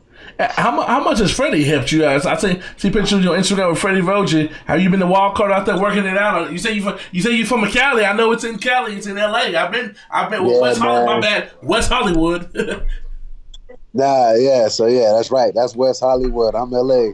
I said it's all LA. But I used to know the difference until I've been going to LA a lot the last couple of years, so I know the difference. Yeah. So Freddie's been helping. Freddie and Dub have both been mentoring me for the end of the Contender and up to this point right here, and possibly in the future. I like working with him. He liked working with me, and him and Dub. I got 2 Hall of Fame trainers, 2 guys who put together was well over 100 years in boxing, and they are teaching me. I gotta catch it. I gotta learn it at a fast pace, and I gotta show some progress within that process so I can make everything happen and work. And I accept that challenge, and that's what I'm moving forward towards with. So will Freddie be in Houston? Yes, Freddie will be there. Man, everybody gonna be showing up and showing out on in Houston. I'll be out there Thursday. I'm looking forward to that. That's what's up. So what's it been like? This is your first 12 round scheduled 12-round fight, right? Yeah. So what's the differences been as far as conditioning and things like that? Has it been a different focus, or have you always been ready to go 12? You know what? I've always felt like I've been ready. The only way you know you're ready is when you get in there and you do it, if you have to. You know what I'm saying? Fighting 10 rounds, when I got up in there and did it, I didn't know what to expect from it, but I did it, and I was always told them 2 extra rounds meant a whole lot. It means a whole lot. But I've also always felt, mentally, I was always prepared and ready. Physically, I don't cut any corners, so, I believe it'll be mind over matter, but, this mind has already been strong, so I'm looking forward to showing it. So give us some insight to how you've improved as a fighter since 2015. Your last loss to John Thompson. How are you different from that guy that fought that night to the guy we're gonna see on Saturday? And how's that gonna be the guy to shock the world on Saturday night? Well, before I answer, let me ask you, what have you saw so far that just made a complete turnaround 360? Compared to that shell that you've seen in 2015 to this fighter that you've seen in 2018. See how your earphone fell out? This is real. You know what I'm saying? This is real. But you tell me, from the big difference that you saw within, the competition on the Contender and how we all had to step up, and then the guys that I fought on the show. Every guy that I fought on the show. I mean, you tell me what you saw as it being a difference. Because I know, I live it. I've lived through it. And I'm living through it as I speak. So I just want to hear from you first before I go. I think God is a lot more aggressive and a lot better ring generalship. Yeah, well, them 3 years off, man, I had a lot of time to figure myself out, to find myself. A lot of people don't know, when I fought John Thompson, I had to lose over 12 pounds for that fight. Pretty much the night during the weigh-in day, I didn't make weight because, the weight was killing me too much. It was because of some promotional issues I don't want to get too deep into, other than, them not doing their business and things not getting back to me the way they were supposed to. But whatever the case was, I didn't make weight for that fight because it was a last-minute ordeal. And it was a shell of me. When I got up in there and I fought the whole fight, it just didn't look nothing like the fighter that you seen fight before that. Even before I fought John Thompson. John Thompson did his thing, and I can't take nothing away from him. He also helped mold and make me, you know what I'm saying? Like this new me, this me that don't turn any corners or take anything for granted. So kudos to him. Also Willie Monroe, all of them dudes help mold me. Everybody I fight, I learn something from. I'm like the real life Mega Man, Like after we fight, I put my hand on him and absorb something from them, and I use it. I put it to my arsenal, and I get out there and I do my thing. So, everything that happened in my past, it definitely molded me into the person that I am today. So moving forward, me fighting in the contender, it was me stepping out to show proof that I belong. That it wasn't that was only just a shell, a mistake, and in life we will have trials. It's just how we deal with them tribulations. So that was it. I was dead focused, and I'm dead focused now. It's a two-part question. Do you think that prepared you to go through deep waters on Saturday night? And you think, like, with your I don't call you a stubborn fighter, but you're one of those guys that are not going to go away. Do you think you're going to see him get frustrated when he feels he can't blast you up out of there like his brother did, old boy, tonight? I don't know what to expect from Charlo, to be honest, man. Me fighting me, I don't know. I'm a little crazy. I would be thinking to myself, man, like, damn, I know, it's going to be a long fight, a dog fight, period, whether I like it or not. This guy can box a little bit from the outside. He can fight a little bit on the inside. But like you said, he's a hard worker. He trains to go as many rounds as it's supposed to have been. So in my mind, and I'm known for taking people out with big punches. Shit, man, I don't know what's the game plan, because I'm so stuck in my ways. So I don't know, and I'm not even saying that to say, that's my game plan. I'm just saying that to say I couldn't have told you, what he's going to do, because I wouldn't have known how to plan against Brandon Adams, my dang self, So if they say they figured out what to do with me, that's tough because I haven't figured myself out yet. I'm still learning who I am while I'm in the ring. So, regardless of what him and his trainers say, I always go back and I say to myself, damn, how could somebody figure me out if I haven't figured myself out? Like I study and I watch myself just as much as everybody watch me while they at the top of their game. And now I've made it in that reign. I haven't figured myself out. So how the hell you going to figure me out? and I'm the one who's sticking around myself the most. Yeah, that's a good point.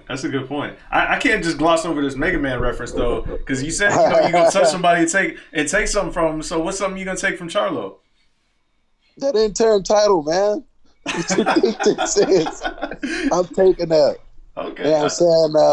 And I hope Houston take me in doing so. I hope it be great. You know what I'm saying? Because so far. The hostility been great. It's been amazing. Houston, every time I run into people, if they didn't know and they found out, they show love. The Charlo, Jamal, you know what I'm saying? I've seen how their body of work when it comes to, the opponents or the B-side guys. Is that surprised that they not coming at you crazy? Like we want to have Tony Harrison on today. We have Tony Harrison on the show. He Wild Bill, and he's kind of going at both of them. Hey, he got every right to. He made it. You know what I'm saying? If that's how he carry himself, that's what he do. That's so him. Much love to him. But I do recognize, I do take note that, even if they're not paying me no attention, they, I'm not going to say they soft-spoken, but, what I'm saying, they respect me to some degree. They respect me. They ain't sitting up there treating me like I'm out here and I just got the shot, or I'm supposed to be some quote-unquote bum or whatever it's supposed to be. So that's appreciative. I appreciate that. So do you have anything special planned, like for that walkout? You're going to be in Houston? You plan on playing up to the crowd with some Houston music, some down south stuff, or what? I ain't going to even front you, man. I ain't going to even do that. I ain't going to even front you. You know what I'm saying? Shout out to Houston. You know what I'm saying? The homie Bum B and everybody else, but we're going to see. I don't know just yet. Okay. I'm planning with that in my head right now as we speak. Okay. He got you thinking like you taking the SAT up in here. Just about. You know what I'm saying? Come on, guard one. You know Beyonce from Houston. Yep. Yes. It counts. Beyonce. They do. I just said that. You know what I'm saying? In reference to Tatiana, you know what I'm saying? She a big Beyonce fan. So I thought I'd just throw that out there. Shout out to her for helping us get this together. Tell the pops to her. Yeah. Yeah, man. Yeah. I know. I just know how these Texas fans are, man. They like to hear, people pay homage a little bit. So That's what's up, man. Ain't nothing wrong with that, bro. Ain't nothing wrong with that. 100%. Yeah, I can tell you what. I mean, you've seen fights go down in Texas before, man. The crowd's gonna be lit. So, especially for a fight like this, where they know the two guys are gonna go in there and try to take each other out. So that's gonna be dope. Are you worried about the judges if we go down the cards? Because Texas has a bad reputation. Jesus Christ. That's cool. Boy. Like I said, man. So far, I'm saying how I'm feeling. I'm from Houston right now until I'm proven otherwise. You know what I'm saying? So we're gonna see when we get up in there. I ain't worried about them judges. I'm not. I'm worried about getting in there doing what I do. I might wink at the judges, yeah, saying let them know I'm cool too. But other than that, honestly, man, I ain't thinking that. I honestly feel like as long as I go up in there and I do me, I get up in there and I win every round, I'm gonna win. Yeah. It might not go all the rounds, whatever. You know what I'm saying? It's boxing. Anything can happen. But I feel like I have what it takes to win every round. I have what it takes to win most rounds. I have what it takes to stop the man. Excuse me. I tell you what, man, I did commentary at a show last night, and man, there were two fights where me and my co-commentator were sitting there. We had the fight for the loser. Like, clearly, we were like, oh, this dude went out there like he won 2 out of 3 rounds, whatever it was. These judges are on something else. So that's just something that does happen here in Texas. That's cool. No, I know it. It's not just Texas though. Sometimes it's our sport. You know what I'm saying? Yeah. It's our sport. Whether we like it or not, it's a part of it. But another thing is if the world see it, it will be broadcast on Showtime. The world see it. You know what I'm saying? Period. Point blank. If the world see it, and the world see me whoop ass like that, then it is what it is. But we know who won. On a positive note, have you thought about hearing your name, the winner and new interim WBC middleweight champion of the world? That's the only way I see the end of this fight taking place, man. That's the only thing I keep hearing after. That's what I keep seeing in my dream, whether I want to or not. You know what I'm saying? Like every time I go to sleep, I don't want to dream about this fight. Really, I can't because it's gonna make me more anxious. Now I can't wait till the fight take place, right? I wake up, you know what I'm saying? And it's yeah. I mean, I ain't going to tell y'all in the dream, you know what I'm saying, how it always end, you know what I'm saying? But, you know what I'm saying, God willing, it always end with my hand being raised. I haven't had no nightmare yet. Congrats on your getting your new kid. Is that your first kid? No, man. He's my actual third child, Bryce Eris Adams. Gotcha. Well, little Bryce on your team now, do you feel any extra motivation or just another day at the office? Because usually fighters always talk about, man, I have my new kid, and they always seem like they refocus. Yeah, man, I couldn't have thought about none of that stuff, man. Honestly, I mean, it's a part of life, you know what I'm saying? But my son actually came a little earlier than expected. He was 7 months, so he was premature born. So, and the complications that was taking place, it was scaring me, scaring my wife. We didn't know what to expect. It could have been fatal for either. So then we found out it was just fatal on her side, on her part. So, I immediately had to get my mind away from that and just stay focused upon this because, like I said, man, when I was in my darkest hours, boxing was kind of always there. She always had my back, my wife. And I've always thought of my kids, but at this particular moment, man, I had to definitely set fouls and slots and know when to reach and dig into them. And after this fight right here, you know what I'm saying, I could go ahead and mess up those fouls because, the fight would be behind me, man. You get to change the diapers and staying up late. Yeah, I'm looking forward to that. Yeah, said nobody ever. Ever. Come on. Yeah, I wish there was a way, well, I don't have any kids, but I've had a bunch of little nieces and nephews where I know how much of a struggle that is. So yeah, man. It's something else. I'll tell you that. And before we let you out of here, you say you had a dream. You feel you're getting your hand raised. Why does Brandon Adams get the job done June 29th in Houston against Jamal Charlo? Well, Tell Brandon Adams. the fans. All right, so look, man, Brandon Adams get the job done because, when you look at Brandon Adams, he's more sound. You know, he knows what he's into. He's not, I'm not searching to figure out who I am. You know, I kind of already got a net of who I am. When I'm in the ring and I'm fighting, no, I haven't figured that out much. I haven't. But as far as like just in life in general, what I stand for, what I believe in, I stand behind that real firm. You know, and I do take that with me in the ring. A lot of hard work, a lot of determination. And I'm sure that, Charlo works hard and he's determined. But, I also feel a piece of him is trying to figure out who he is still. And you ain't going to have no time to be trying to figure out who you are up in the ring with me. Like, that's like, honestly, I can't take nothing away from what he is. He's a champion. His brother's champion. He got Ronnie Shields as his trainer. I'm not taking away nothing from him, but I put myself over because just in life in general, man, what I stand for, what I believe in, I feel like that right there is going to triumph. That's going to push me a little bit further than what's needed to be pushed. It's going to make me go a little harder than him. I've been through the trenches. I've dealt with life, on a different side than him. I grew up poor. I've overcome that. There's so many things that I've overcome that I'm going to take with me to the Saturday fight and put all that on the line. There you go. I'll be there, man. I'll see y'all Thursday. I'll be at the press conference and stuff, so I'll be there ringside. Win or lose, I'll be there. That's what's up, man. I appreciate that. That's all I can ask for. Yeah, I appreciate it, man. Look forward to seeing y'all. Props to Tatiana. Appreciate her getting us hooked up and everything to get us set Definitely. Up. Yeah. I told you, I saw you. I was going to holler at you. You did. You did. You kept like, man, he just talking noise. But, nah, man. I believed you would.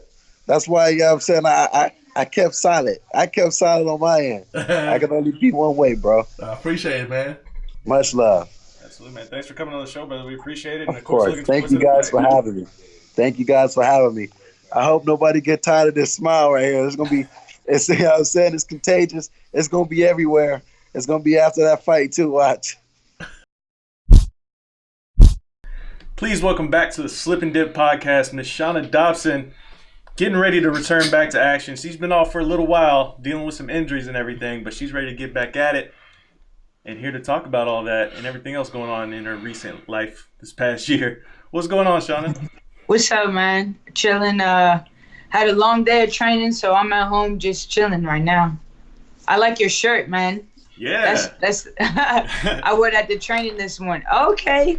Yeah, I see you. I don't know if our viewers can see it on our end, but I'm rocking the We Are All Fighters UFC shirt. I'll stand up real quick. There we go. Mm-hmm. Yeah, I caught that back at UFC 200 when they were doing like the 50% proceeds going to some charity. I forget what charity it was. I've slept since then. It was probably GLAAD, G-L-A-A-D, yeah. That sounds familiar. Sounds about right. Yeah, man, that's what's up. Yeah, absolutely. And I saw that they've been giving you a little bit of pub on that. I saw UFC Twitter. Yeah. Tweeting out a photo with you in it and everything. Yeah, that was pretty cool. That was cool to spread the awareness, you know what I mean? Absolutely. This month is Pride Month, wrapping up, so that's really cool that the UFC's out there repping their fighters in the LGBTQ community. 100%. So let's give everybody a little update. Like if people missed out on what happened, like you're supposed to fight in November. And then the whole knee injury thing happened. So kind of recap that whole situation and how the road to recovery's been for you. Yeah, I've been training at Lloyd Irvin, so I've been on the mat real heavy, and it was just kind of a freak accident. Ended up getting injured, hurting my knee, had to get surgery. Had to get surgery, so I was out for the China card. I was supposed to fight Yan Wu, which ironically they ended up matching her up with one of my old opponents.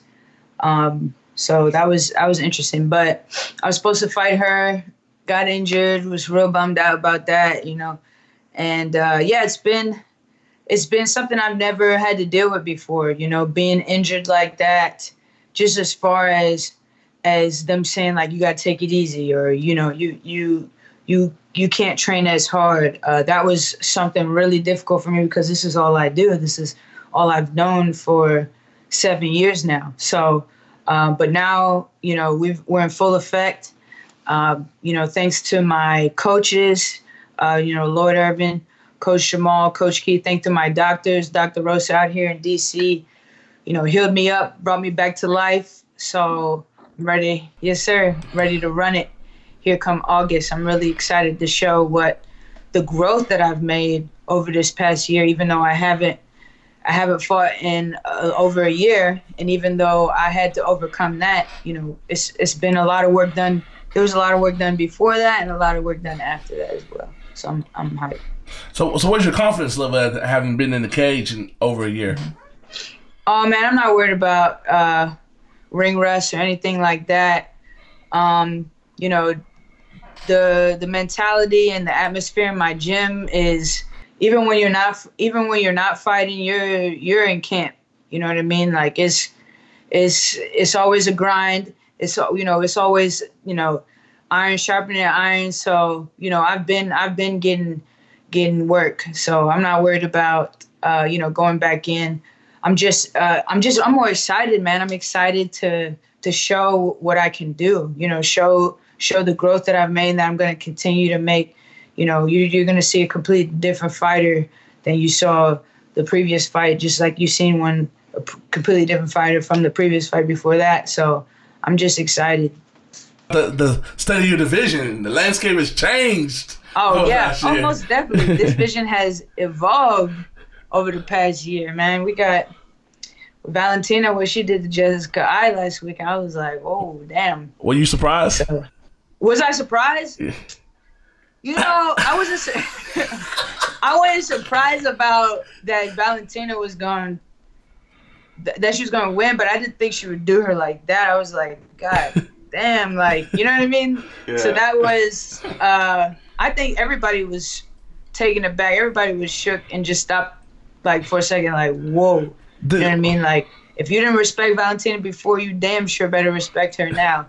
So, you know. What do you think about the cold-bloodedness? She didn't even, like, she's like a straight Russian, like, boom, that's just what I do. That's just what I do. You damn right. So, you know, all of her contenders up there, you know, I mean, y'all got to wear her out, man. Y'all got to tie her out before we get up there, because damn. But, you know. She said she wants the whole top 10. She said anybody in the top 10. I've never heard a champion say that. So, I mean, 1 through 10 can't get it. Exactly. I like that attitude. She's good about it, for real. I like that. You know, I think I like that because it's really letting people pay attention to the flyweight division, too. You know, we're a new division. You know, and we need that. We need people to respect it and see that, you know, we got some top prospects, we got some tough girls, and we got a good leader in there right now. But, you know, this is the same conversation we was having about Cyborg and the same conversation we was having about Ronda Rousey and all of them. You know what I mean? Everybody's beatable. So, you know, it's just going to take that one. You know what I mean? Before I ask him that, because you led me to another question. You keep up with the sport from the 145ers to the 115ers, all women, correct? The 145 division? Not talking about you keep up from everybody from 145 to 115, all women. Yeah. So what do you think about Amanda Nunes? Because if she beat Holly Holm, she's what I like to call the GOAT. She'll be the greatest woman of all time, and nobody's talking about that. Yeah, man, I think that's crazy, man. Amanda, that's my homie right there, man. That was good on the show. Man, they need to give her respect because, you know, when it's time for her to fight, not many people talk about it. You know, she gets, you know, press here and there. But then when she go out there and put on, it's like, whoa, you know what I mean? So after what she Cyborg was one of the best, man, like, one of the best. She did that. She handled Ronda. You know what I mean? Send Ronda and me in retirement. Right. Both of them. Right. Exactly. So I'm excited to see what's going to happen with her and Holly. I'm rooting for Amanda for sure, but I think she's doing something in the UFC that that the women need a representative for, and that's you hear about McGregor and you hear about Daniel, being champs. You know what I'm saying? Like Nunez is a champ. She's at the table with that. You know what I mean? So I think she definitely needs to be talked about. But the sport is still growing. The promotion is growing like crazy. So I'm just happy for that. Yeah, 100%. So, what do you know about your opponents that you're going to be coming back against? It's going down to UFC 241 on August 17th. That's the Cormier Stipe 2 headliner. So you're fighting Sabina Mazo. I hope that I pronounced that correctly. So, what do you know about her? Have you been studying her and all that good stuff? Yeah, Sabina Mazo. She's a former LFA champion. She's got good striking. She's got a couple bodies on her head, on her kicks. I'm sorry, but it's just like any opponent. We go in there, we do our homework, we prepare all camp. We anticipate what she's gonna do, what new things she might do, and just show her a look that she's not ready for, and that's what we're gonna do. Very cool. Yeah, I'm excited to see you get back to action. Because thanks, man. Like we've been talking, like there's a lot of women that have like different specialties in this game. Like you're really slick with your punching, like your striking, and like you were saying earlier, like you've got all these new wrinkles. It's been how long? Your last fight was in April or last year? Yeah, last April. Yeah, so I mean that's a lot of time to improve. A lot of time to add these new wrinkles, especially like you said, getting in work in different places too. So yeah, most definitely. Yeah, man. 100%. That's a nice card too. When I found out it was going to be on that card, I was like, damn. And then I called my teammate Sadiq up. I was like, Sadiq, I'm on the Diaz card. Daniel's fighting on that card. I said, man, you need to get on this card. He was like, oh, well, I don't know. Then he texted me like, hey, I got on the card. I was like, okay, lit. So we're gonna suffer and camp together. Me and Sadiq, we've been suffering together. we had him on about a month ago. Don't get him talking about some anime, boy. He get crunk off that anime. Oh my god! The other day we was at practice and somebody's phone was going off playing some like ding ding ding ding ding ding, and I look over, it's this little anime video, and I was like, Sadiq, whose phone is this? And Sadiq's like, that's my secret. That's my secret weapon. I was like, okay. I don't know about anime, but that's cool. That's cool, man. Don't get my co-host talking about it. They would geek you out. That's your joke. We were just talking about Dragon Ball Z. You and Sadiq was over here like, okay, I see what's going on. We were just talking about Dragon Ball Z. That's all I watch, really. Dragon Ball Z? Yeah. Oh, man. Yeah. I just know the references. I'd be like when we're about to do our last rounds, I'd be like, y'all, it's time to power up. And, shit like that. But I don't know. I won't attempt to know about anime. I'll get shut down. I'm not gonna pretend. Right. Yeah, I can't help but notice this little poster you got hanging up behind you. Like, was that translations in Jamaican? Oh, yeah. Jamaican man. Yeah, I actually got this when I went to Jamaica with my family like years ago, like maybe 3 years ago. Yeah. 4 years ago. Yeah. So yeah, it's a thing. Let me see. Let me pick a good one for y'all. You should have a good one. Let's see. Oh my gosh. Okay, mind my accent. It's nothing. Oh my gosh. G's and peace. Let me see. This one, common one everybody knows. Thank you is tanks. Mm-hmm. Tanks. Thank you. Yeah. You guys heard like a Jamaican accent before? Yeah, for sure. I went to Montego Bay a couple of years ago for a little vacation, nice. And that was super dope. It was super dope. I wish we had more time to be down there. Oh, I know you had fun. It's beautiful. Yeah, we went to like the little the little lagoon where they have like the bioluminescence, at night. Mm-hmm. Like when you get in the water and like it just turns blue and all that stuff. Like that was crazy. That was Oh surreal. man! All right, you gotta tell me about. I didn't go to that spot. You gotta tell me about that spot. I want to go. It was like one of the. I gotta get that 50K bonus so I can. Yeah. No go on a doubt. little vacation or something. It was crazy. Like, Man. I had never seen anything like that before. And like, you know, you always saw it in pictures and everything, but it was like really dope. And like, the funny thing was like, you know, it was like a little excursion thing. They take you out on a little boat. And, you know, you put your hands in the water and it starts turning blue and like lights up the night and everything. And then wow. The guy was like, if y'all want to swim, you can swim. And I was like, I'm good. Like, I can't see what's in this water. But hey, don't tell some of those other folks that had a few drinks. They were like, whoop, just jump right in there. Right off the boat, huh? I was like, y'all crazy. Y'all doing too much. I might go swimming and I'll come back and tell you how it was. Yeah, let me know. The other thing, it was only like 3 feet deep too, so it was like you're gonna get like stuck in the bottom and everything too. I was like, oh, that's too much for me. Oh no. Yeah, I'm cautious like that too, actually. Yeah. I feel you. Yeah, that's understandable. But yeah, I mean, it looked cool what they were doing. It looked like what was that movie? Like Life of Pi. I don't know if you ever saw that movie. Okay, yeah. But like that's how it was like glowing and everything. Anyways, that's dope. Yeah, it was pretty dope. Yeah, text me that spot. I want to hit that up. All right, I gotta look it up. I'll send it to you. Put that on my goals, my list of things to do. So what's life been like for you living more up north versus down here in Texas?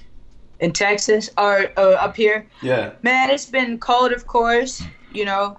When we moved, it was in the dead of winter. Like, literally, the windows were freezing as we were driving down. But this is where I grew up, so I knew about that. But my girlfriend, she's from Texas. So she was like, what the hell? So, but it's been dope. You know, I've just been at the gym, you know, just becoming a part of my new gym, you know, my new gym family, getting with that culture. And, you know, I still miss my coaches and teammates and training partners from back in Texas. You know, we keep up. You know, I still rep Texas. You know, it's where this whole fight thing started for me. You know what I mean? So, you know, it's been really cool. DC has a really cool culture to it. I'm sure you guys know, you know, about out here. So, I'm really enjoying that part too. So what makes training for Lord Irvin so good? We hear a lot of things about him. Mm-hmm. Like he's that guy. He's that guy. He is that guy, man. Like I texted James Vic because me and James, we trained together out in Texas, and I was like, "Hey Vic, like I'm about to move out there. Like, can you reach out to, you know, Lloyd and make the connection?" And you know, as soon as I got there, we started on a game plan. Like, you know, he sat me down. He was like, "What are your goals? What do you know?" He watch my fights, would text me late at night. Like he's like very heavy into this, you know, this coaching game. Like very no stone goes unturned. He's very meticulous, and he takes care of his fighters. One thing I love is that, you know, anytime I go to the gym, it's never like, oh shit, what am I gonna do today, or like everything is, you know. The last thing that we want to worry about is the schedule and all that other stuff. Everything is taken care of for us. We just got to worry about performing and grinding. That's it. So I heard you also have more time to train than you used to have. You know, your girl Paige dropped a little note for me. Oh yeah. Saying, like, she told me that you left your teaching job and like you're doing some tutoring. Is that like what's going on with that? Yeah, I'm less employed at the moment. Less employed. Yeah, it's something that I had to do, man. I had to, you know. I seen everybody, you know, doing this 2-a-day thing at my gym. I mean, when I say like, I got a gym full of dedicated fighters. Like everybody, down to the people who haven't even stepped foot in the cage yet, you know what I mean? So I was like, damn, like I need to take it to that next, I'm at that level, I'm in the UFC, so I need to take my training to that level. Mm-hmm. So, you know, I train in the morning, I train at night, I have weekends, and, you know, it's something that I had to do, and, you know, I have a good support system at home, so, you know, it was made possible for me. That's dope. It's always crazy to me to hear, like, how many fighters at the highest level in the UFC, which is the highest level, like don't train full time. You know, they have 2 jobs and 3 jobs sometimes where it's like, oh, I just happen to do this UFC thing. Like, what? Yeah. It's crazy. It's on crazy. The side. Yeah, no, it definitely don't work that way. So kudos to them how they're able to do that. But yeah, it's hard because, unless you're at that top, tier, you're gonna have to work as well. But I'm making moves. I'm in school right now as well, getting my master's.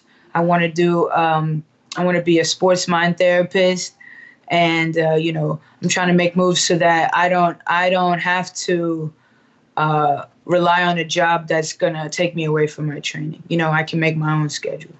That's good. Well, you see people that you fought with or people that was in the house with you, what do you think? Did anybody impress you? Or you be like, let me get her now and see what's up?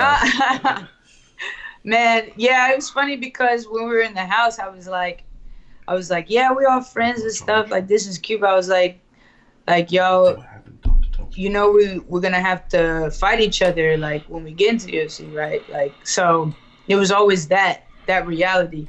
When I see girls that I was in the house with or girls that I trained with, like Montana De La Rosa, she fought last night. She fought a hard fight, shout out to her. I was definitely rooting for her. I've actually trained with Andrea Lee, a couple times too out in Texas. So, it's cool. I love to see that. I love to see that, from our season of The Ultimate Fighter that, a lot of good talents for the 125 division came out of it. Because I saw, like, when they opened up the flyweight division and I saw, like, girls moving up and moving down, I'm like, that's cool and stuff, but I want, that's boring. Let's see some fresh faces. Let's see some fresh talent.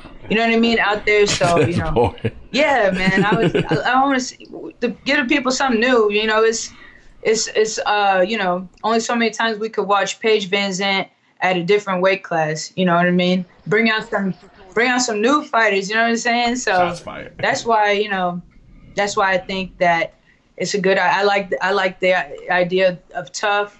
I like the idea of the Contender Series too. You know what I mean? Bringing it, expanding the sport. I'm really lit about that. 100%. Yeah, I'm a big fan of what's going on in the division right now. A lot of fresh matchups. A lot of like up and comers. It's really exciting because things have kind of. I don't want to say they've completely settled down in the other divisions. Like strawweight's still kind of exciting. We got a belt change, but it's like Amanda's running stuff up at 35 and 45. So it's like, okay. As a fighter, do you think people get like it's all about getting your hand raised? But it seems like if you're not finding ways to be entertaining or do something crazy, people don't care. It's just crazy to me that these people take unnecessary chances. Like, did you watch the fights last night? A little bit. Did you watch the Darren Wynn fight? No, what happened? Wait, maybe I did. He bamboozled himself into $50,000 by getting hit in the head by making a fight very, very simple that he was dominating complicated. And as a result, he got paid $50,000. Okay. Like, I subscribe to the theory getting hit is not cool. I don't know about you. You can hit in the head for a living. And what's cool about getting hit? Why people think that's so cool? Yeah, I think it's unfortunate, and that's with any sport. You know what I mean? It's like either you got to have like super talent that everybody's like, whoa, what the hell? Or you got to have other aspects of yourself, that make yourself marketable. You got to look this way, act this way, be an asshole, be a this or be a that, Hey, talk that shit. Get out there and just fight. You know what I mean? So, I don't know. What bracket are you in? Right. What bracket are you in? Huh? What'd you say? What bracket are you in? Oh, man, listen. What they want me in, man, listen. I hear you. I'm not finna, talk shit to my opponents, unnecessarily. I'm you know what I mean? I just be me. And I feel like that's what needs to happen so that, the UFC stays the UFC. You know what I mean? So I feel like, if we just get out there, stay true to the traditions and the basics of martial arts with the respect, you know what I mean, and entertain. I don't need to do all that. I just do what I do. I feel like the way that I strike and the way that I move is entertaining enough, but I'm not trying to do anything or showboat. I'm just doing what I'm doing. Oh. Well, I can't wait to see you get back into action. UFC Already. 241, the return Yes, sir. of one Shana Danger Dobson. When you get that hand raised, we gotta get you back on because you bought the yes. car. Most definitely. Yeah, and we all got to hit up Jamaica, go to that spot. Yes. She for real about on that. y'all. On y'all. us? Y'all got me. Oh, that's on our subscribers and listeners. They're going to have to sponsor that trip. Oh, already. Well, we put it out there. Yep. There we go. Just saw KO of the year. Just saw KO of the year. Really? What was it? Yeah, was it the boxer. Korean zombie from last night? No, that was a boxing. knockout, too. We got That to was the good. Charlo fight up right now, too, while we're doing this. Yeah, so that was pretty Uh-oh. nasty. Yeah. Oh, man. Brutal. Yeah. So, yeah, sorry that interrupted the dismount here. But No, that's okay. Now I got to jump off and go see what all the talk. It's on Fox Sports. It's on Fox Sports? Fox, regular Fox. My bad, Big Fox. Yeah, Big Fox. Oh, Big Fox. okay. Yeah, PBC. Yeah, that was the main event. That was dope. But That was it? That was the main event? Yeah, I'm sure they'll be showing the That was a whole replays real card? quick if you can fire it up. You felt like this. Oh. Don't do that. Don't do that, man, like that. That's what his opponent did to him. Oh, Jermaine God. Charlo did to him. That wasn't me. Yeah. Oh, God, Lee. Yeah. Yeah, it'd be like that. That's very Oh. unfortunate. Yeah, that was nasty. That was nasty. I'm sure I'll see the highlights somewhere. For sure. It's going to be on Twitter. You Where know, it is. the memes, Right, the memes right. are already getting fired up. You can tell. Put your hands down. That was a very memeable knockout. That's how the man was found out. That's how he did. Oh, man. Goodness gracious. I'm done with you. Yeah. Well, we'll let you go catch those highlights. And Already. yeah, like I said, man, cannot wait to see your return. Thanks, I'm guys. excited for it. Glad you're Thank you healthy. for coming on the show. Always fun to talk to you. Already. Appreciate you guys. I'll talk to you soon. All right, peace.